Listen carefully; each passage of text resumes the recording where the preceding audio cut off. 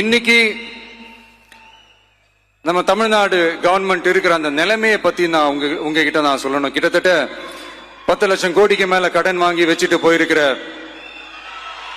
இன்னைக்கு அந்த தமிழ்நாடு அரசு இருக்கிறப்போ, கஜானாவை சுத்தமா தொடச்சி வலிச்சு வச்சுட்டு போயிருக்கிறப்போ, தூக்க முடியாத சுமையை ஏத்தி வச்சுட்டு போயிருக்கிறப்போ,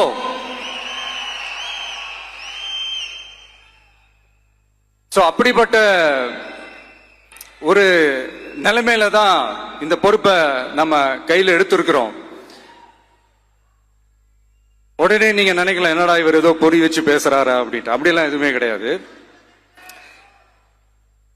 உள்ள போய் பார்த்தா தான் தெரியும் எது எந்த நிலைமையில இருக்குன்னு, என்ன இருக்கு என்ன இல்ல, எது எந்த நிலைமையில இருக்கு எது எந்த நிலைமையில இல்ல.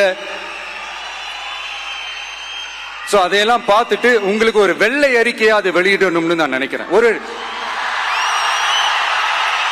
ஒரு டிரான்ஸ்பரண்டான ஒரு கவர்மெண்டா, அதாவது இன்னைக்கு நம்ம தமிழ்நாடு கவர்மெண்ட் இந்த நிலைமையில தான் இருக்கு அப்படின்றத உங்ககிட்ட சொல்லிட்டு I just want to take it forward from there.